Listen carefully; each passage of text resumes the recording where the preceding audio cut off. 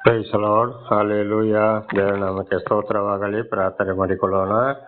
ಸರ್ವ ಸೃಷ್ಟಿಕರ್ತನಾದ ತಂದೆಯ ದೇವರೇ, ಮಗನ ದೇವರೇ, ಪರಿಶುದ್ಧಾತ್ಮನೇ, ನಿಮ್ಮ ನಾಮಕ್ಕೆ ಸ್ತೋತ್ರ ಸ್ವಾಮಿ. ಈ ದಿವಸವು ಈ ಸಮಯವು ಕೂಡ ನಿಮ್ಮಿಂದ ನೇಮಕವಾದಂತಹ ದಿವಸ, ಸಮಯ, ಅದಕ್ಕಾಗಿ ನಿಮಗೆ ಸ್ತೋತ್ರ.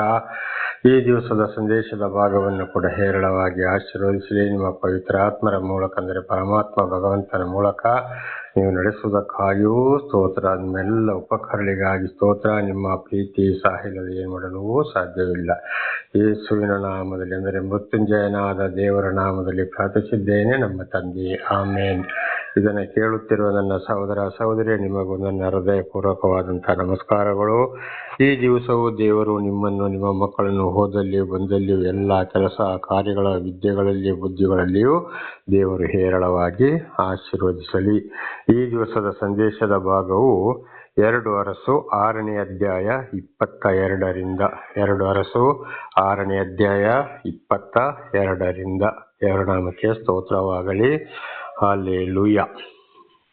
ನಿನ್ನೆವರೆಗೆ ನಾವು ತಿಳಿದುಕೊಂಡಿದ್ದೇವೆ, ಕಡೆಗೆ ಇಸ್ರಾಯೇಲರ ಅರಸನು ಎಲೀಷನಿಗೆ ಹೇಳ್ತಾನೆ, ನಾನು ಅವರನ್ನು ಸಂಹರಿಸಬೇಕೋ ಅಲ್ಲ, ಎಲೀಷನಿಗೆ ಅವರನ್ನು ಸಂಹರಿಸಲು ಅಂತೇಳಿ. ಆಗ ಎಲೀಷ ಹೇಳ್ತಾನೆ, ಬೇಡ ಬೇಡ ಬೇಡ ಅಂತಂದರೆ ನಾವು ನಮ್ಮ ವಿರೋಧಿಗಳನ್ನು ಶಾಂತಿ ಸಮಾಧಾನದಿಂದ ನಾವು ಕ್ಷಮಿಸಬೇಕು, ದೇವರು ಅದಕ್ಕೆ ಮೈ ತೀರಿಸುವವನಾಗಿದ್ದಾನೆಂಬುದಾಗಿ ನಾವು ನಿನ್ನೆವರೆಗೆ ನಾವು ಇದನ್ನು ತಿಳಿದುಕೊಂಡಿದ್ದೇವೆ. ಇವತ್ತಿಗೆ 22ರಿಂದ ನೋಡ್ಕೊಳ್ಳೋಣ.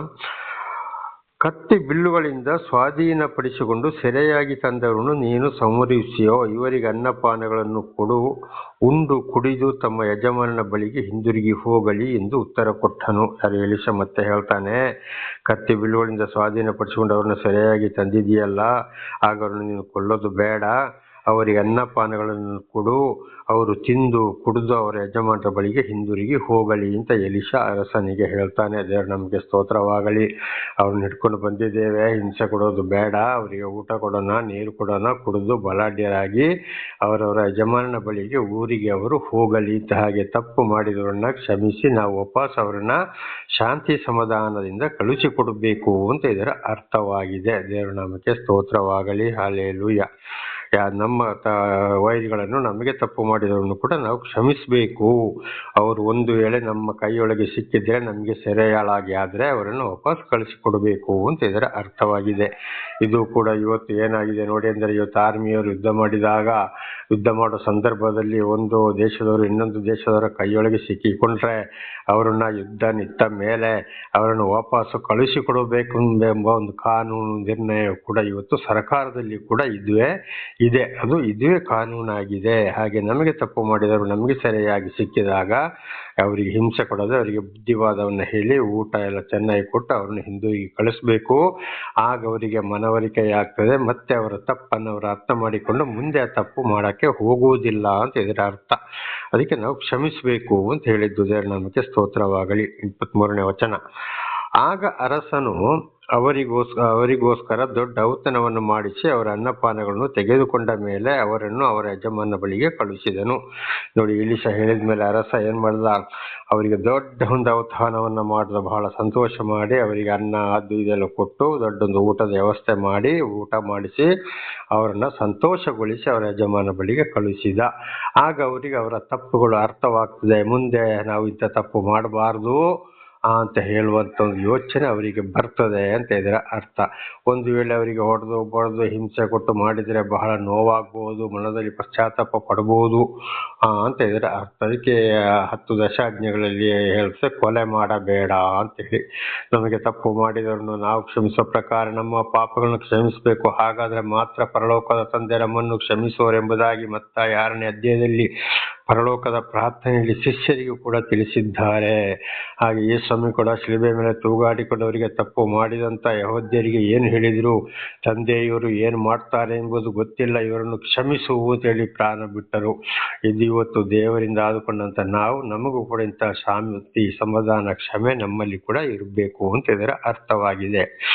ಮುಂದೆ ಅಂದಿನಿಂದ ಸುಲಿಗೆ ಮಾಡುವ ಆರಾಮಿಯರು ಗುಂಪುಗಳು ಇಸ್ರೇಲರ ಪ್ರಾಂತ್ಯದೊಳಗೆ ತಿರುಗಿ ಬರಲಿಲ್ಲ. ನೋಡಿದಿರಾ, ಇದೆ ಅಲ್ಲಿಂದ ಏನಾಯ್ತು, ಇವರ ಪ್ರೀತಿಗೆ ಅವರು ಸೋತು ಹೋದ್ರು. ಮುಂದೆ ಆರಾಮಿಯರು ಏನ್ ಮಾಡಿದ್ರು, ಇಸ್ರೇಲರ ಹತ್ರ ಬರ್ಲಿಲ್ಲ. ಸೆರೆ ಸಿಕ್ಕಿದ್ರು, ಏನು ತೊಂದರೆ ಕೊಡದೆ ಊಟ ಕೊಟ್ಟು ನಮ್ಮನ್ನ ಚೆನ್ನಾಗಿ ಕಳ್ಸಿಕೊಟ್ರು. ಅವ್ರಿಗೆ ಮನಸ್ಸು ಮಾಡಿದ್ರೆ ನಮ್ಮನ್ನ ಏನ್ ಬೇಕಾದ್ರೂ ಮಾಡ್ಬೋದಿತ್ತು, ಅದೆಷ್ಟು ಚೆನ್ನಾಗಿ ಕಳ್ಸಿಕೊಟ್ರ, ಇನ್ನಿಷ್ಟು ಒಳ್ಳೆಯವ್ರ ಹತ್ರ ನಾವು ಹೋಗ್ಬಾರ್ದಪ್ಪ ಅಂತೇಳಿ ಅವರ ಮನ ಪರಿವರ್ತನೆ ಆಯಿತು. ದೇವರಕ್ಕೆ ಸ್ತೋತ್ರ. ಹಾಗೆ ಒಂದು ವೇಳೆ ನಮ್ಮ ವಿರೋಧಿಗಳು ನಮಗೆ ಸಿಕ್ಕಿ ಹಾಕೊಂಡಾಗ ನಾವು ಕೂಡ ಇದೇ ಮಾರ್ಗದಲ್ಲಿ ನಡಿಬೇಕು, ಆಗ ಅವರು ಸೋತು ಹೋಗ್ತಾರೆ. ಒಂದು ವೇಳೆ ಅವರಿಗೆ ಏನಾದ್ರೂ ಶಿಕ್ಷೆ ಬರಬೇಕು ಅಂತಾದ್ರೆ, ಕೊಡಬೇಕು ಅಂತಾದ್ರೆ ಆ ಅಧಿಕಾರ ನಮಗಿಲ್ಲ. ದೇವರೇ ಒಂದಲ್ಲ ಒಂದು ರೀತಿಯಲ್ಲಿ ಅವರಿಗೆ ಶಿಕ್ಷೆಯನ್ನ ಕೊಡುತ್ತಾರೆ. ಯಾವ ಶಿಕ್ಷೆ ಅಂದ್ರೆ, ದೊಡ್ಡ ದೊಡ್ಡ ಕಾಯಿಲೆಗಳು ಅಲ್ಲಿಂದ ನಮ್ಮ ಕೈಯಿಂದ ಅವರು ತಪ್ಪಿಸಿಕೊಂಡು ಹೋದಾಗ, ದೇವರು ತಪ್ಪಿಸ್ಬೇಕೆಂಬ ಸ್ಥಳದಿಂದ ತಪ್ಪಿಸಿಕೊಂಡಾಗ ಆಮೇಲೆ ಅವರಂತೆ ವಿರೋಧಿಗಳ ಕೈಗೆ ಒಪ್ಪಿಸಿ ಬಿಡ್ತಾರೆ. ಆಮೇಲೆ ದೊಡ್ಡ ದೊಡ್ಡ ಕಾಯಿಲೆಗಳಿಂದ ಅವರನ್ನ ಬರಮಾಡ್ತಾರೆ. ಅದು ದೇವರು ಕೊಡುವಂತ ಶಿಕ್ಷೆ. ಹಾಗೆ ನಾವು ಶಿಕ್ಷೆ ಕೊಡುವಂಥದ್ದಿಲ್ಲ. ಆಗ ಅವರಿಗೆ ಮನ ಪರಿವರ್ತನೆ ಆಗ್ತದೆ ಅಂತ. ದೇವರ ನಾಮಕ್ಕೆ ಸ್ತೋತ್ರವಾಗಲಿ. ಹಲ್ಲೆಲೂಯಾ. 22, 23. ಈಗ 24ರಿಂದ ಓದಿಕೊಳ್ಳೋಣ. ಹಾಗೆ ಮುಂದೆ, ಆರಾಮ್ಯರು ಸಮಾರ್ಯಕ್ಕೆ ಮುತ್ತಿಗೆ ಹಾಕಿದ್ದರಿಂದ ಅಲ್ಲಿ ಬರ ಘೋರವಾದದ್ದು. ಯೆಹೋವನು ಆ ಪಟ್ಟಣದವರನ್ನು ರಕ್ಷಿಸಿದ್ದು. ದೇವರಿಗೆ ಸ್ತೋತ್ರವಾಗಲಿ. ಮತ್ತೆ ನೋಡಿ ಏನ್ ಮಾಡಿದ್ರು, ಅವರು ಇಸ್ರಾಯೇಲರನ್ನ ಬಿಟ್ರು, ಮತ್ತೆ ಸಮಾಜಕ್ಕೆ ಬಂದ್ರು. ಅವರೊಂದಿಗೆ ಈ ಆರಾಮ್ಯರಲ್ಲಿ ಏನ್ ಮಾಡಿದ್ರು, ಘೋರ ಮುತ್ತಿಗೆ ಹಾಕಿದ್ರು. ಇಲ್ಲಿ ಇಸ್ರಾಯೇಲರೊಂದಿಗೆ ಆಗ್ಲಿಲ್ಲ. ಅವರು ಪ್ರೀತಿಯಿಂದ ಅವರನ್ನ ಗೆದ್ರು, ಅಲ್ಲಿಂದ ಹೋದ್ರು. ಮತ್ತೆ ಏನ್ ಮಾಡಿದ್ರು, ಸಮಾರ್ಯಕ್ಕೆ ಮುತ್ತಿಗೆ ಹಾಕಿದರು, ಸಮಾಜದ ಬೇರೆ ಜನಗಳ ಜೊತೆಯಲ್ಲಿ. ನೋಡಿ, ಇದಕ್ಕೆ ಹೇಳೋದು, ಕೆಟ್ಟವರು ಕೆಟ್ಟ ಬುದ್ಧಿ ಯಾವಾಗಲೂ ಬಿಡೋದಿಲ್ಲ. ಅದಕ್ಕೆ ನಮ್ಮಲ್ಲಿ ಒಂದು ಗಾದೆ ಕೂಡ ಹೇಳ್ತಾರೆ, ಹುಟ್ಟು ಗುಣ ಸುಟ್ಟರು ಹೋಗೋದಿಲ್ಲ, ಬೆಟ್ಟ ಹತ್ತಿದ್ರು ಹೋಗೋದಿಲ್ಲ, ಸಮಾಧಿ ಮಾಡಿದ್ರು ಕೂಡ ಹೋಗುವುದಿಲ್ಲ ಅಂತದಲ್ಲಿ. ಕೆಟ್ಟ ರಕ್ತ, ಕೆಟ್ಟದ ಗುಣಗಳು ಅದು ಏನಾಗ್ತವೆ, ಒಂದು ವೇಳೆ ದೇವರಾದಷ್ಟು ಅವರನ್ನ ಬದಲು ಮಾಡೋಕ್ಕೆ ನೋಡ್ತಾರೆ. ಆದರೆ ಆಗದೆ, ಒಂದು ವೇಳೆ ಹೇಳಿ ಆಗದೆ ದೇವರೇ ಅವರನ್ನ ಬಿಟ್ಟು ಬಿಡುತ್ತಾರೆ.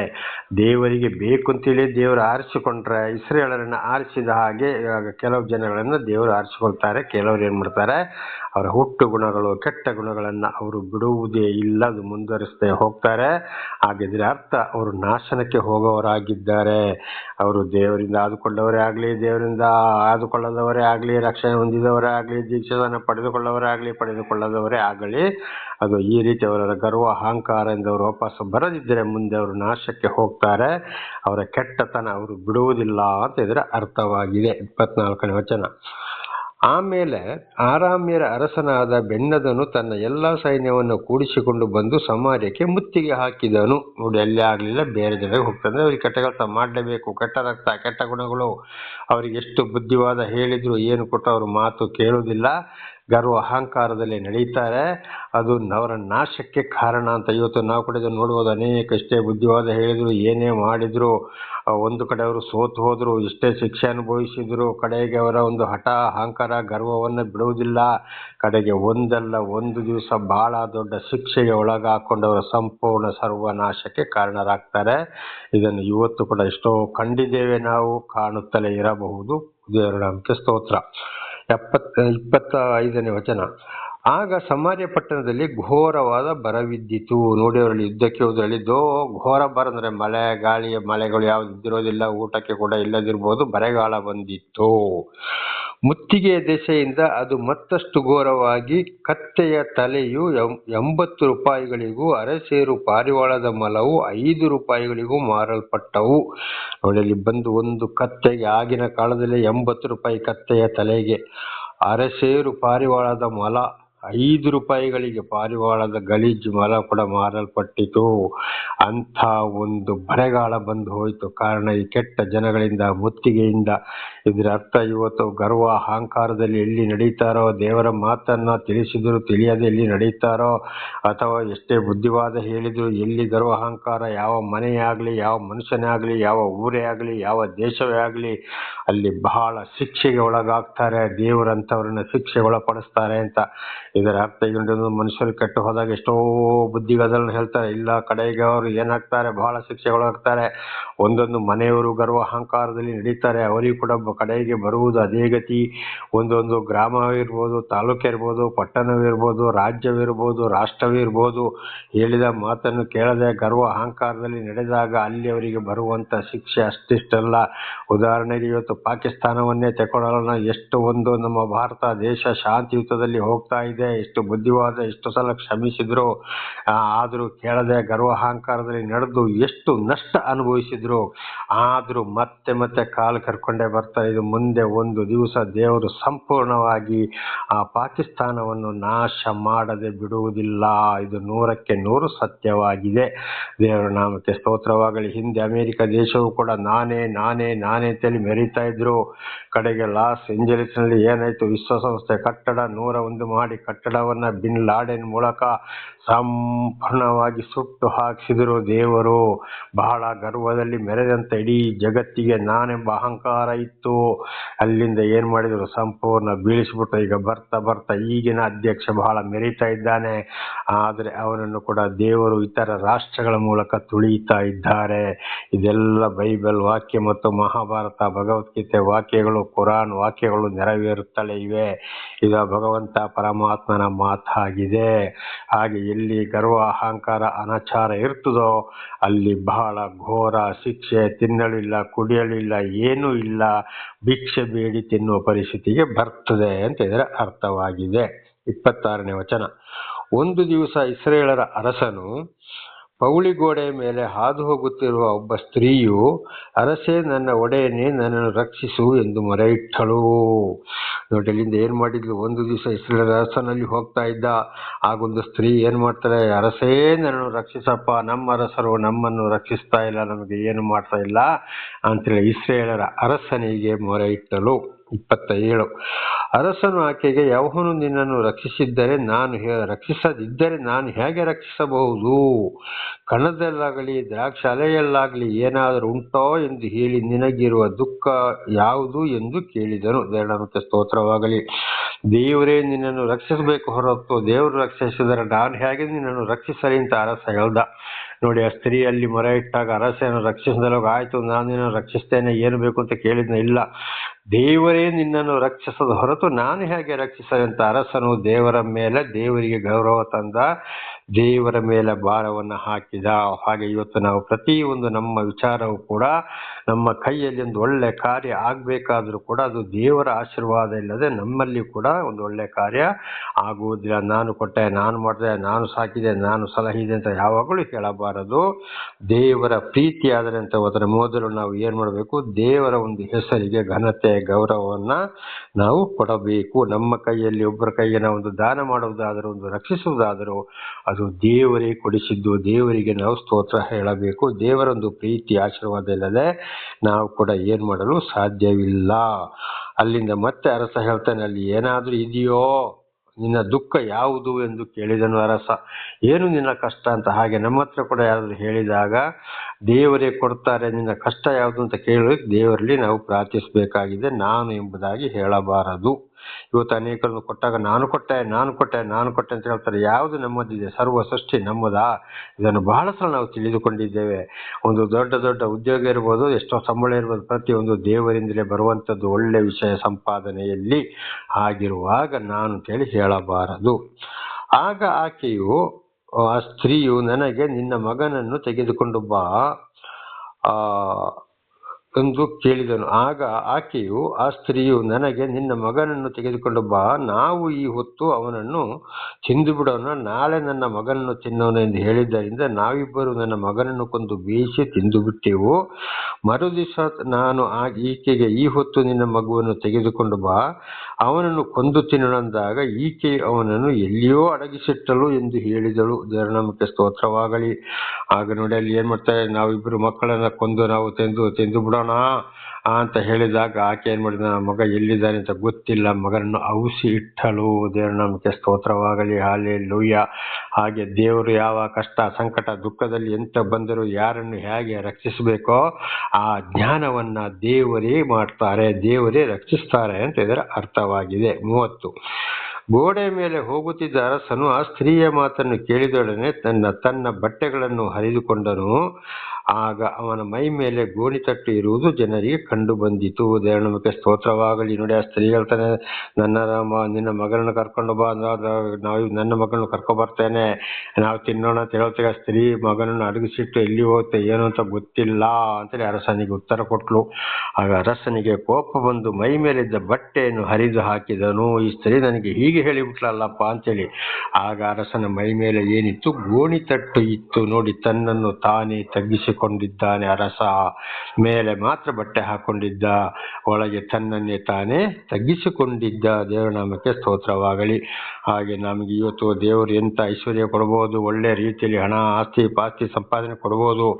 ಆದರೆ ನಮ್ಮನ್ನು ಒಳಗೆ ನಾವು ತಗ್ಗಿಸಿಕೊಳ್ಬೇಕು ಹೊರತು ಹೆಚ್ಚಿಸಿಕೊಳ್ಳಬಾರದು ಎಂಬುದಾಗಿದೆ ಇದರ ಅರ್ಥವಾಗಿದೆ. ದೇವರ ನಾಮಕ್ಕೆ ಸ್ತೋತ್ರವಾಗಲಿ. 31ನೇ ವಚನ. ದೇವರ ನಾಮಕ್ಕೆ ಸ್ತೋತ್ರವಾಗಲಿ. ಹಲ್ಲೆಲೂಯಾ. ಇದಲ್ಲದೆ ಅವನು, ನಾನು ಈ ಹೊತ್ತು ಶಾಫಾಟನ ಮಗನಾದ ಎಲೀಷನ ತಲೆಯನ್ನು ಹಾರಿಸದಿದ್ದರೆ ದೇವರು ನನಗೆ ಬೇಕಾದ್ದನ್ನು ಮಾಡಲಿ ಎಂದು ಆಣೆ ಇಟ್ಟುಕೊಂಡನು. ದೇವರ ನಾಮಕ್ಕೆ ಸ್ತೋತ್ರವಾಗಲಿ. ಹಲ್ಲೆಲೂಯಾ. ಮತ್ತೆ ಅಲ್ಲಿ ಏನು ಹೇಳ್ತಾ ಇದ್ದಾನೆ? ಈ ಹೊತ್ತು ನಾನು ಎಲೀಷನ ತಲೆಯನ್ನು ಹಾರಿಸಲೇಬೇಕು, ದೇವರು ನನಗೆ ಬೇಕಾದ್ದನ್ನು ಮಾಡಲಿ ಎಂದು ಆಣೆ ಇಟ್ಟುಕೊಂಡನು. ಯಾರು? ಅರಾಮ್ಯರ ಅರಸ. ನೋಡಿ, ಮತ್ತೆ ಏನು ಮಾಡ್ತಾ ಇದ್ದಾನೆ ಅಲ್ಲಿ? ಅರಸ ಇದು ಎಲೀಷನ, ಅಂದರೆ ಎಲೀಷ ಇಷ್ಟೆಲ್ಲ ಮಾಡಿಬಿಟ್ನಲ್ಲಪ್ಪ, ನನಗೆ ಇಸ್ರೇಲರನ್ನು ಏನು ಮಾಡೋಕ್ಕಾಗಿಲ್ಲ ಅಂತೇಳಿ ಮತ್ತೆ ದೇವರ ಶಿಷ್ಯನಾದಂಥ, ದೇವರು ಆದುಕೊಂಡ ಪ್ರವಾದಿಯ ತಲೆಯನ್ನು ಅವನಂದ್ರೆ ಕೊಲೆ ಮಾಡಲು ಪ್ರಯತ್ನ ಮಾಡ್ತಾನೆ. ಹಾಗೆ ಮತ್ತೆ ತಿರುಗಿ ಏನು ಮಾಡ್ತಾರೆ? ಕೆಟ್ಟ ಜನಗಳು ಅವರ ಬುದ್ಧಿಯನ್ನು ಬಿಡುವುದಿಲ್ಲ ಎಂಬುದಾಗಿ ನಾವು ಹಿಂದೆ ತಿಳ್ಕೊಂಡಿದ್ದೇವೆ. ದುಷ್ಟ ಮನಸ್ಸು ಮತ್ತೆ ಯಾರ ಮೇಲೆ ಅವರು ಮನಸ್ಸಿಟ್ಟಿದ್ದಾರೋ ಒಂದ್ಸಲ ಅವರಿಂದ ಬಿಡುಗಡೆಯಾಗಿ ದೂರ ಹೋಗ್ತಾರೆ, ಮತ್ತೆ ತಿರುಗಿ ಅವರಲ್ಲಿ ಒಂದು ಸಂಘರ್ಷಕ್ಕೆ ಬರ್ತಾರೆ. ಅವರನ್ನು ಹೇಗಾದರೂ ಮಾಡಿ ಮುಗಿಸ್ಲಿಕ್ಕೆ, ಅಂದರೆ ಅವರ ಮನಸ್ಸು ಹೃದಯ ಕೆಟ್ಟು ಹೋಗಿದೆ ಅಂತ ಅರ್ಥ. ಪುನಃ ಅರಸ ಏನು ಮಾಡ್ತಾರೆ? ಅವನನ್ನು ಕೊಂದೇ ಕೊಳ್ಳಬೇಕು. ಇವನು ದೇವರ ಮನುಷ್ಯವಾಗಿದೆ, ಅಂದರೆ ದೇವರ ಸಹಾಯದಿಂದ ಎಲೀಷನವರಿಗೆ ಏನು ಮಾಡೋಕ್ಕೂ ಆಗಲಿಲ್ಲ. ದೇವರ ನಾಮಕ್ಕೆ ಸ್ತೋತ್ರ. ಹಾಗೆ ಅವರಿಗೆ ಬಹಳ ಒಂದು ವೈರತ್ವ. ಹಾಗೆ ಇವತ್ತು ಅನೇಕರು ಏನು ಮಾಡ್ತಾರೆ? ಸ್ವಲ್ಪ ದಿವಸ ಬಿಟ್ಟು ಹೋಗಿ ಆಮೇಲೆ ಅವರ ಮನಸ್ಸಲ್ಲಿ ಇಟ್ಟುಕೊಂಡ ಕೆಲಸವನ್ನು ಅವರು ಮಾಡಲೇಬೇಕು ಅಂತೇಳಿ ತೀರ್ಮಾನ ಮಾಡಿಕೊಳ್ಳೋರಾಗಿದ್ದಾರೆ. ಇದು ದುಷ್ಟರ ಬುದ್ಧಿಯಾಗಿದೆ. 32. ಎಲೀಷನು ಊರಿನ ಹಿರಿಯರೊಡನೆ ತನ್ನ ಮನೆಯಲ್ಲಿ ಕೂತುಕೊಂಡಿದ್ದನು. ಅರಸನು ತನ್ನ ಹತ್ತಿರವಿದ್ದ ಒಬ್ಬ ಆಳನ್ನು ಕಳುಹಿಸಿದನು. ಅವನು ಇನ್ನೂ ದೂರದಲ್ಲಿರುವಾಗಲೇ ಎಲೀಷನು ಹಿರಿಯರಿಗೆ, ನೋಡಿರಿ, ಆ ಕೊಲೆಗಾರನ ಮಗನು ತನ್ನ ತಲೆಯನ್ನು ಹಾರಿಸುವುದಕ್ಕೆ ಆಳನ್ನು ಕಳಿಸಿದ್ದಾನೆ. ಆಳು ಇಲ್ಲಿಗೆ ಬಂದ ಕೂಡಲೇ ನೀವು ಬಾಗಿಲನ್ನು ಮುಚ್ಚಿ ಅವನು ಒಳಗೆ ಬಾರದಂತೆ ಅವನನ್ನು ಒತ್ತಿ ಹಿಡಿಯಿರಿ. ಅವನ ಹಿಂದೆ ಬರುತ್ತಿರುವ ಅವನೊಡೆಯನ ಕಾಲು ಸಪ್ಪಲವು ಕೇಳಿಸುತ್ತದಲ್ಲ ಎಂದು ಹೇಳಿದನು. ನೋಡಿ, ದೂರದಲ್ಲಿ ಬರೋಗಿ ಎಲೀಷ ಹೇಳ್ತಾನೆ, ನೋಡಿ, ಒಬ್ಬ ಆಳನ್ನು ಕಳಿಸಿದ್ದಾನೆ ಅರಸನು ನನ್ನ ಕೊಲೆ ಮಾಡಲಿಕ್ಕೆ. ಅವನ ಹತ್ತಿರ ಬರುವಾಗಲೇ ಅವನನ್ನು ಏನು ಮಾಡಿರಿ? ಒತ್ತಿ ಹಿಡಿದು ಬಾಗಿಲನ್ನು ಹಾಕಿರಿ, ಅವನ ಹಿಂದೆ ಅರಸ ಬರ್ತಾ ಇದ್ದಾನೆ ಅಂತೇಳಿ ಮೊದಲೇ ಎಲೀಷ ತಿಳಿಸಿದ. ಯಾರಿಗೆ? ಊರಿನ ಹಿರಿಯರಿಗೆ. ಅಲ್ಲಿ ದೇವರ ನಾಮಕ್ಕೆ ಸ್ತೋತ್ರವಾಗಲಿ. ಹಾಗೆ ದೇವರು ಆದುಕೊಂಡವರಿಗೆ ಯಾರಿಂದಾದರೂ ತೊಂದರೆ ಬರುತ್ತಿರುವ ಸಂದರ್ಭದಲ್ಲಿ ದೇವರ ಯೋಚನೆಯನ್ನ ಕೊಡುತ್ತಾರೆ. ನೋಡಿ, ಇಂಥವರಿಂದ ಹೀಗೆ ಅಪಾಯ ಇದೆ, ಬಹಳ ಎಚ್ಚರವಾಗಿರಬೇಕು ಅಂತೇಳಿ ಮೊದಲೇ ಯೋಚನೆ ಕೊಡ್ತಾರೆ. ಆಗ ದೇವರಿಂದ ಆದುಕೊಂಡವರು ಅದೇ ವಿಷಯವನ್ನು ಹೇಳ್ತಾರೆ. ನೋಡಿ, ನನಗೆ ಇಂಥವರಿಂದ ಹೀಗೆ ಬರ್ಬೋದು, ಈ ರೀತಿ ಉಪಾಯವನ್ನ ಮಾಡ್ತಾ ಇದ್ದಾರೆ ಎಂಬುದಾಗಿ ಅದು ದೇವರು ಕೊಡುವ ಯೋಚನೆಯಾಗಿದೆ, ಅಂದರೆ ಅವರ ರಕ್ಷಣೆಗೋಸ್ಕರ. ದೇವರ ನಮಗೆ ಸ್ತೋತ್ರ. 33ನೇ ವಚನ. ಅವನು ಅವರೊಡನೆ ಮಾತನಾಡುತ್ತಿರುವಾಗಲೇ ಆಳು ಅವನ ಹಿಂದಿನಿಂದ ಅರಸನು ಅಲ್ಲಿಗೆ ಬಂದರು. ಅರಸನು ಎಲೀಷನಿಗೆ, ನೋಡು, ಈ ಆಪತ್ತು ಯೆಹೋವನಿಂದಲೇ ಬಂದದ್ದು, ಇನ್ನು ಮುಂದೆ ನಾನೇಕೆ ಆತನನ್ನು ನಿರೀಕ್ಷಿಸಿಕೊಂಡಿರಬೇಕು ಅಂದನು. ದೇವರ ನಾಮಕ್ಕೆ ಸ್ತೋತ್ರವಾಗಲಿ. ಆಗ ಆಳು ಏನು ಹೇಳ್ತಾನೆ? ನೋಡು, ಇದು ದೇವರಿಂದಲೇ ಬಂದದ್ದು, ಇನ್ನೇನಕ್ಕೆ ನಾನು ಆತನ ನಿರೀಕ್ಷಿಸಿಕೊಂಡಿರಬೇಕು? ದೇವರಿಂದಲೇ ಬಂತು ಈ ಒಂದು ಅಪಾಯ ಎಂಬುದಾಗಿ ಆ ಆಳು ಅಲ್ಲಿ ಹೇಳ್ತಾನೆ. ಅವನ ಹಿಂದಿನಿಂದ ಅರಸನು ಅಲ್ಲಿಗೆ ಬಂದನು. ಆಗ ದೇವರಿಂದಲೇ ಒಂದು ವೇಳೆ ಶಿಕ್ಷೆ ಅನುಭವಿಸಲೇಬೇಕು ಆಗಲೇಬೇಕು ಅಂತಾದರೆ ಯಾರಿಂದಲೂ ಅದನ್ನು ತಡೆಯಲು ಸಾಧ್ಯವಿಲ್ಲ. ಯೇಸುಸ್ವಾಮಿ ಕೂಡ ಬಂದಿದ್ದು ಅದೇ, ಅನೇಕ ಪ್ರವಾದಿಗಳಿಗೂ ಶಿಷ್ಯರಿಗೂ ಕೂಡ ಬಂದಿದ್ದು ಅದುವೇ. ದೇವರ ಚಿತ್ತದಲ್ಲಿ ವಿರೋಧಿಗಳಿಂದ ಕೊಲೆಯಾಗಲೇಬೇಕು, ಶಿಕ್ಷೆ ಅನುಭವಿಸಲೇ ಆಗಬೇಕು ಅಂತಾದರೆ ಖಂಡಿತವಾಗಿ ಅದನ್ನು ಸಹಿಸಿಕೊಳ್ಳಲು ತಪ್ಪಿಸಲು ಯಾರಿಂದಲೂ ಸಾಧ್ಯವಿಲ್ಲ. ಉದಾಹರಣೆಗೆ 2 ಸಲ ಜೆರುಸಲೇಮಿನಲ್ಲಿ ಯೇಸುಸ್ವಾಮಿ ಪಸ್ಕ ಹಬ್ಬಕ್ಕೆ ಬೋಧನೆ ಮಾಡಲು ಹೋದಾಗ 2 ಸಲ ಕಲ್ಲು ತೆಗೆದವರನ್ನು ಕೊಲೆ ಮಾಡಲು ಯತ್ನಿಸಿದರು. ತಲೆ ತಪ್ಪಿಸಿಕೊಂಡು ಜನರ ಮಧ್ಯದಲ್ಲಿ ಬಂದರು. ಆದರೆ 3ನೇ ಸಲ ಏನಾಯಿತು? ಶಿಲುಬೆಗೆ ಏರಿಸುವ ಸಮಯ ಬಂದೇ ಬಂತು, ತಪ್ಪಿಸಿಕೊಳ್ಳಲು ಸಾಧ್ಯವಾಗಲಿಲ್ಲ. ಹಾಗೆ ಇವತ್ತು ನಾವು ಕೂಡ ಕೆಲವೊಂದು ವಿರೋಧಿಗಳ ಕೈಯಿಂದ ನಾವು ಆ ಶಿಕ್ಷೆಯನ್ನು ಅನುಭವಿಸಲೇ ಆಗಬೇಕು, ನಮ್ಮ ರಕ್ತ ಸುರಿಲೇಬೇಕು ಭೂಮಿಗಿಂತ ದೇವರ ಚಿತ್ತವಾದರೆ ತಪ್ಪಿಸಿಕೊಳ್ಳಲು ಸಾಧ್ಯವಿಲ್ಲ. ಅದಕ್ಕೆ ಪ್ರಕಟಣೆ ಗ್ರಂಥದಲ್ಲಿ ದೇವರು ಯೋಹಾನಿಗೆ ಹೇಳ್ತಾರೆ, ಸಾಯಬೇಕೆಂದು ಸಭೆಗೆ ಯೋಹಾನ ಮುಖಾಂತರ ಸಾಯಬೇಕಾದರೂ ನಂಬಿಕಸ್ಥನಾಗಿರು, ಆದರೆ ಎಲ್ಲದಕ್ಕೂ ತಯಾರಾಗಿರು. ಬರೀ ಸುಖ ಸಂತೋಷಕ್ಕೆ ಮಾತ್ರ ಅಲ್ಲ, ದೇವರ ವಿಷಯದಲ್ಲಿ ಸಾಯಕ್ಕೂ ತಯಾರಾಗಿರಬೇಕು. ಅದು ಕೂಡ ದೇವರ ಒಂದು ಚಿತ್ತ ಅಂತ ಇದರ ಅರ್ಥವಾಗಿದೆ. ದೇವರ ನಾಮಕ್ಕೆ ಸ್ತೋತ್ರ. ಈಗ 2 ಅರಸು 7ನೇ ಅಧ್ಯಾಯ 1ರಿಂದ. ಆಗ ಎಲೀಷನವನಿಗೆ ಯೆಹೋವನ ವಾಕ್ಯವನ್ನು ಕೇಳು, ಆತನು ನಾಳೆ ಇಷ್ಟು ಹೊತ್ತಿಗೆ ಸಮಾರ್ಯ ಪಟ್ಟಣದ ಬಾಗಿಲಿನಲ್ಲಿ ಗೋಧಿ ಹಿಟ್ಟು ರೂಪಾಯಿಗೆ 12 ಸೇರಿನಂತೆಯೂ ಜವೆಗೋಧಿ 24 ಸೇರಿನಂತೆಯೂ ಮಾರಲ್ಪಡುವುದು ಅನ್ನುತ್ತಾನೆ ಎಂದು ಹೇಳಿದನು. ದೇವರ ನಾಮಕ್ಕೆ ಸ್ತೋತ್ರ. ಹೇಳ್ತಾನೆ, ನಾಳೆ ಇಷ್ಟು ಹೊತ್ತಿಗೆ ಗೋಧಿ ಹಿಟ್ಟು ಜವೆಗೋಧಿ ಇಷ್ಟು ರೂಪಾಯಿಗೆ ಮಾರಾಟವಾಗ್ತದೆ ಅಂದರೆ ಅಂಥ ಒಂದು ಬರಗಾಲ ಕೂಡ ಬರ್ತದೆ, ಇನ್ನೂ ಹೆಚ್ಚೆಚ್ಚಾಗಿ ಬರಗಾಲ ಬರ್ತದೆ ಅಂತ ಇದರ ಅರ್ಥ. ದೇವರ ಆದುಕೊಂಡಂಥ ಮನುಷ್ಯರಿಗೆ ಎಲ್ಲಿ ತೊಂದರೆ ಕೊಡ್ತಾರೆ, ಒಂದೇ ಮನುಷ್ಯ ಇರ್ಬೋದು, ಒಂದೇ ಮನೆ ಇರ್ಬೋದು, ಒಂದೇ ಗ್ರಾಮ ಇರ್ಬೋದು, ಒಂದೇ ರಾಜ್ಯ ಇರ್ಬೋದು, ಒಂದೇ ತಾಲೂಕು ಇರ್ಬೋದು, ಒಂದು ಜಿಲ್ಲೆ ಇರ್ಬೋದು, ಒಂದು ರಾಷ್ಟ್ರವಿರ್ಬೋದು, ಅಲ್ಲಿ ಬಹಳ ಶಿಕ್ಷೆಯನ್ನು ಅನುಭವಿಸಬೇಕಾಗ್ತದೆ.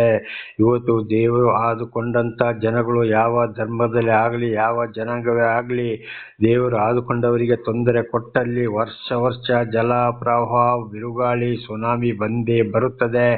ಕಾರಣ ದೇವರ ಕೋಪ. ಅದು ಇವತ್ತು ಒಬ್ಬೊಬ್ಬರು ಒಂದೊಂದು ಮನೆ, ಒಂದೊಂದು ಗ್ರಾಮ ಸಂಪೂರ್ಣವಾಗಿ ನಾಶವಾಗುವಂಥದ್ದು ಅದುವೇ ಆಗಿದೆ.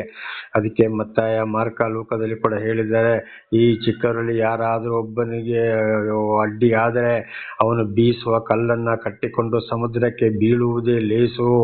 ನಾನು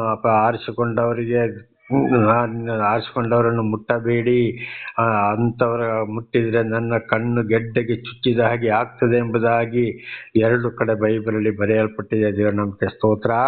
ಇವತ್ತು ದೇವರು ಆದುಕೊಂಡವರಿಗೆ ಎಲ್ಲಿ ಯಾರೊಬ್ಬರು ತೊಂದರೆ ಕೊಟ್ಟರೆ ಅವರಿಗೂ, ಒಂದು ಮನೆಯವರು ತೊಂದರೆ ಕೊಟ್ಟರೆ ಅವರಿಗೂ, ಒಂದು ಗ್ರಾಮದ ತೊಂದರೆ ಕೊಟ್ಟರೆ ಅವರಿಗೂ, ಯಾರು ಕೊಡ್ತಾರೋ ಅಲ್ಲಿ ಘೋರವಾದ ಬರ ವ್ಯಾಧಿ ಬರುತ್ತದೆ ಅಂತ ಇದರ ಅರ್ಥವಾಗಿದೆ. 2ನೇ ವಚನ 7:2. ಇದನ್ನು ಕೇಳಿ ಅರಸನ ಹಸ್ತಕನಾದ ಸರದಾರನು ದೇವರ ಮನುಷ್ಯನಿಗೆ, ಯೆಹೋವನು ಆಕಾಶದಲ್ಲಿ ದ್ವಾರಗಳನ್ನು ಮಾಡಿದರೂ ಇದು ಸಂಭವಿಸಲಾರದು ಅನ್ನಲು, ಎಲೀಷನವನಿಗೆ, ಅದು ಸಂಭವಿಸುವುದನ್ನು ನೀನು ಕಣ್ಣಾರೆ ಕಾಣುವೆ, ಆದರೆ ಅದನ್ನು ಅನುಭವಿಸುವುದಿಲ್ಲ ಎಂದು ಹೇಳಿದನು. ದೇವರ ನಾಮಕ್ಕೆ ಸ್ತೋತ್ರವಾಗಲಿ. ಹಲ್ಲೆಲೂಯಾ.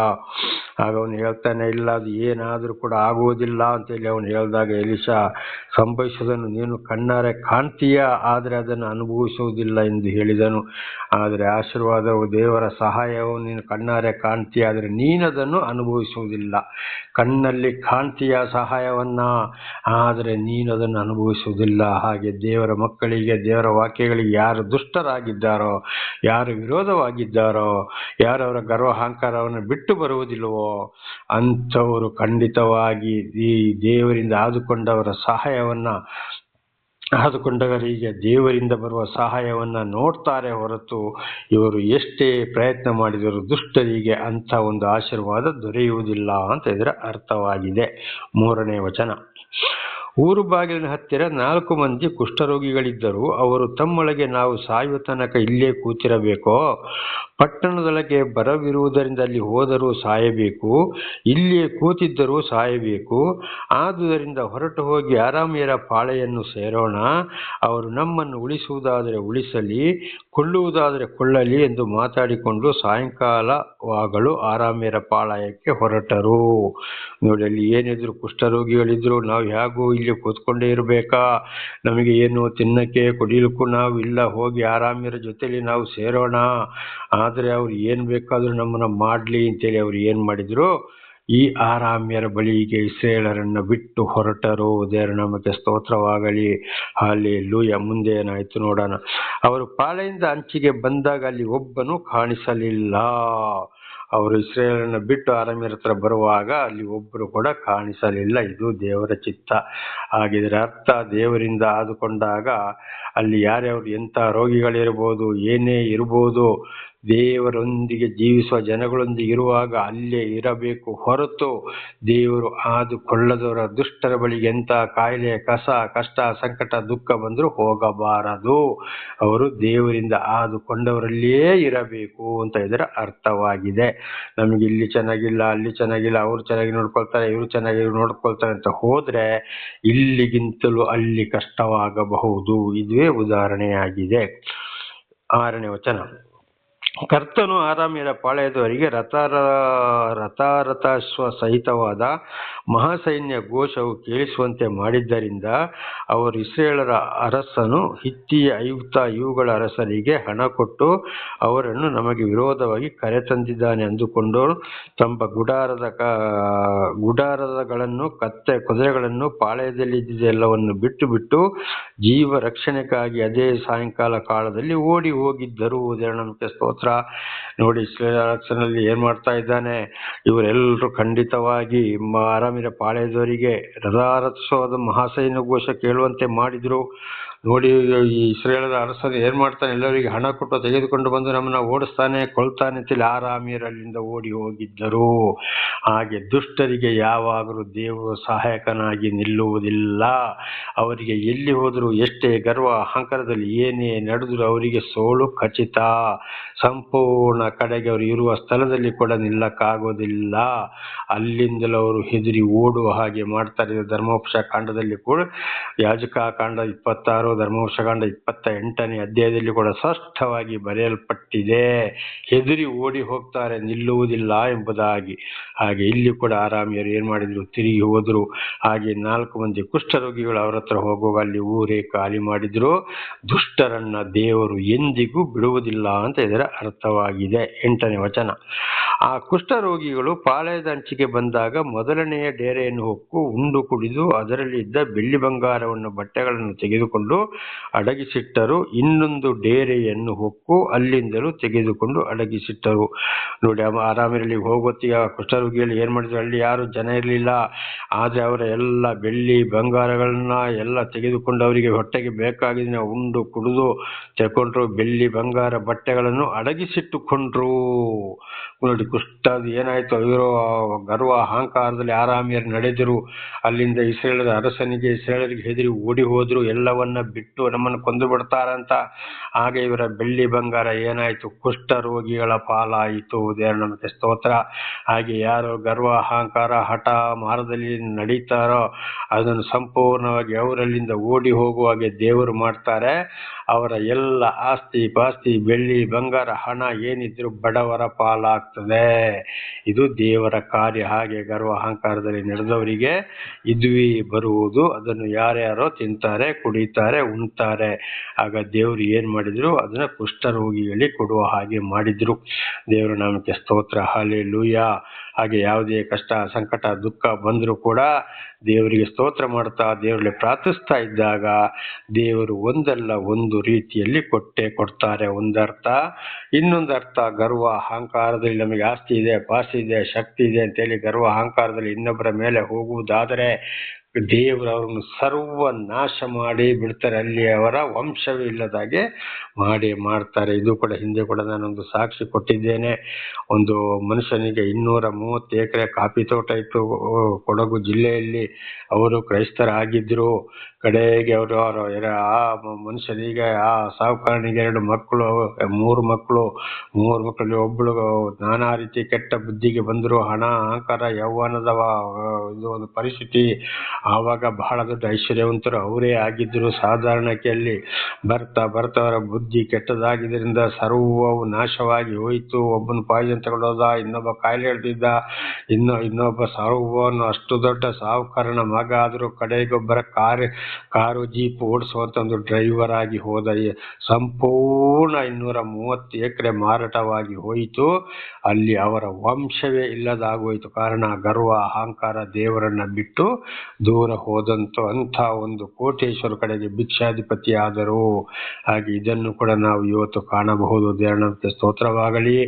ಇನ್ನು ಕೂಡ ಬಹಳ ದೊಡ್ಡ ಅವನ ಮನುಷ್ಯ ಕುದುರೆ ಜೂಜಿಗೆ ಹೋಗಿ ದುಡ್ಡು ಕಟ್ಟಿ ಕಡೆಗೆ ಸರ್ವ ಎಷ್ಟೋ ಏಕರೆ ಎಸ್ಟೇಟ್ ಗಾರ, ಕಡೆ ಕಾಫಿ ತೋಟದ ಮನುಷ್ಯ ಎಷ್ಟೋ ಏಕರೆ, ಕಡೆಗೆ ಅವನು ಏನ್ ಮಾಡೋದು ಇರ್ಲಿಕ್ಕೆ ಮನೆ ಇಲ್ಲದಾಗಿ ಕಡೆಗೆ ಅವನ ಕುಟುಂಬಸ್ಥರು ಎಲ್ಲರೂ ಸೇರಿ ಒಂದು ಮನೆ ತೆಗೆದುಕೊಟ್ಟು ಅವನಿಗೆ ತಿಂಗಳಿಗೆ ಇಷ್ಟು ಅಂತೇಳಿ ಖರ್ಚು ಕೊಟ್ಟು ಅವನನ್ನು ಸಾಕ್ತಾ ಇದ್ರು. ದೇವರ ನಾಮಕ್ಕೆ ಆ ಪರಿಸ್ಥಿತಿಗೆ ಬಂದು ಹೋದ ಕಾರಣ ಗರ್ವ, ಅಹಂಕಾರ, ಹಠಗಳು ಇನ್ನೊಬ್ಬರನ್ನ ಹಾಳು ಮಾಡುವಂಥದ್ದು. ದೇವರಿಗೆ ವಿರುದ್ಧವಾಗಿ ನಡ್ಕೊಂಡಾಗ ಅದು ದೇವರನ್ನು ಆದುಕೊಂಡವರೇ ಆಗಲಿ, ದೇವರನ್ನು ಅರಿತುಕೊಂಡವರೇ ಆಗಲಿ, ಅರಿತುಕೊಳ್ಳದವರೇ ಆಗಲಿ, ಅರಿತುಕೊಂಡು ದೇವರನ್ನು ಅರಿತುಕೊಂಡು ಮತ್ತು ಕೆಟ್ಟ ಬುದ್ಧಿಗೆ ಹೋಗುವುದಾದರೆ, ದೇವರ ವಾಕ್ಯಕ್ಕೆ ವಿರುದ್ಧವಾಗಿ ಹೋಗುವುದಾದರೆ ಬಹಳ ಶಿಕ್ಷೆಯನ್ನು ಅನುಭವಿಸಬೇಕಾಗ್ತದೆ ಅಂತವರಿಗೆ ಶಿಕ್ಷೆ ಜಾಸ್ತಿ. ಆದರೆ ದೇವರು ಯಾರಿಗೆ ದರ್ಶನ ಕೊಡಲಿಲ್ವೋ, ಯಾರು ದೇವರನ್ನು ಅರಿತುಕೊಳ್ಳಿಲ್ವೋ ಅವರು ಕೂಡ ಗರ್ವ ಅಹಂಕಾರದಲ್ಲಿ ಹೋದಾಗ ಅವರಿಗೆ ಕೂಡ ನಾನಾ ಥರದಲ್ಲಿ ಬರುವ ಶಿಕ್ಷೆ. ಆದರೆ ಅದು ಅವರಿಗೆ ಯಾಕೆ ಅಂತ ಗೊತ್ತಿಲ್ಲ. ಆದರೆ ಅವರಿಗೆ ಸ್ವಲ್ಪ ಶಿಕ್ಷೆ ಕಡಿಮೆ. ಯಾಕೆ? ದೇವರವರಿಗೆ ದರ್ಶನ ಕೊಡಲಿಲ್ಲ, ದೇವರವರನ್ನು ಕರೆದಿಲ್ಲ. ಆದರೆ ದೇವರು ಕರೆದವರು ಮತ್ತು ತಿರುಗಿ ಹೋದಾಗ ಖಂಡಿತವಾಗಿ ಬಹಳ ಶಿಕ್ಷೆಯನ್ನು ಅನುಭವಿಸಬೇಕಾಗ್ತದೆ, ಸರ್ವನಾಶವೂ ಆಗಬೇಕಾಗ್ತದೆ ಅಂತ ಇವತ್ತಿನ ಒಂದು ಸಂದೇಶವೇ ಕಾರಣ. ಇದು ನಾಳೆಗೂ ಮುಂದುವರಿಯುತ್ತದೆ. ಪ್ರಾರ್ಥನೆ ಮಾಡಿಕೊಳ್ಳೋಣ. ಸರ್ವ ಸೃಷ್ಟಿಕರ್ತನ ತಂದೆಯ ದೇವರೇ, ಮಗನ ದೇವರೇ, ಪರಿಶುದ್ಧಾತ್ಮನೇ, ನಿಮ್ಮ ನಾಮಕ್ಕೆ ಸ್ತೋತ್ರ ಸ್ವಾಮಿ. ಇವತ್ತಿನ ಒಂದು ಸಂದೇಶವನ್ನು ನನ್ನ ಸಹೋದರ ಸಹೋದರಿಗೆ ನೀವು ತಿಳಿಸಲು ಆಶೀರ್ವಾದ ಮಾಡಿದಕ್ಕಾಗಿ ಸ್ತೋತ್ರ. ನಾನು ಕೂಡ ಹೆಚ್ಚೆಚ್ಚಾಗಿ ತಿಳಿದುಕೊಳ್ಳುವಂತೆ ನೀವು ಮಾಡಿದಕ್ಕಾಗಿ ಸ್ತೋತ್ರ. ನಿಮ್ಮೆಲ್ಲ ಉಪಕಾರಗಳಿಗಾಗಿ ಕೃತಜ್ಞತಾ ವಂದನೆಗಳು. ಇದನ್ನು ಕೇಳುತ್ತಿರುವ ನನ್ನ ಸಹೋದರ ಸಹೋದರಿ ಕೂಡ ಚೆನ್ನಾಗಿ ಕೇಳಿ ಅರ್ಥ ಮಾಡಿಕೊಂಡು ಅವರ ಜೀವಮಾನದಲ್ಲಿ ಏನಾದರೂ ತಪ್ಪಿ ಹೋಗಿದ್ದರೆ ಅವರನ್ನು ಕ್ಷಮಿಸಿ, ಅವರು ನಿಮ್ಮಿಂದ ಆಶೀರ್ವಾದವನ್ನು ಪಡೆದುಕೊಂಡು ಅವರ ಮಕ್ಕಳಿಗೆ ಇದನ್ನು ತಿಳಿಸಿ ಅವರೆಲ್ಲರೂ ನಿಮ್ಮ ಸಾಕ್ಷಿಗಳಾಗುವಂತೆ ಮಾರ್ಪಡಿಸಿರಿ. ನಿಮ್ಮಿಂದಲೇ ಪಾಪ ಪರಿಹಾರ, ರಕ್ಷಣೆ ಹೊರತು ಇನ್ನು ಯಾರಿಂದಲೂ ಇಲ್ಲ ಸ್ವಾಮಿ. ನೀವೊಬ್ಬರೇ ದೇವರು. ಘನ, ಮಾನ, ಮಹಿಮೆ ನಿಮ್ಮೊಬ್ಬರಿಗೆ ಯುಗ ಯುಗಾಂತರಕ್ಕೂ ಸ್ತೋತ್ರ ಉಂಟಾಗಲಿ. ನಿಮ್ಮೆಲ್ಲ ಉಪಕಾರಗಳಿಗಾಗಿ ಕೃತಜ್ಞತಾ ವಂದನೆಗಳು. ಯೇಸುವಿನ ನಾಮದಲ್ಲಿ ಪ್ರಾರ್ಥಿಸಿದ್ದೇನೆ ನಮ್ಮ ತಂದೆ, ಆಮೇನ್. ಇದನ್ನು ಕೇಳುತ್ತಿರುವ ನನ್ನ ಸಹೋದರ ಸಹೋದರಿಯರೇ, ನಿಮಗೂ ನನ್ನ ಹೃದಯಪೂರ್ವಕವಾದಂಥ ಧನ್ಯವಾದಗಳು. ದೇವರು ನಿಮ್ಮನ್ನು, ನಿಮ್ಮ ಮಕ್ಕಳನ್ನು ಕೂಡ ಎಲ್ಲ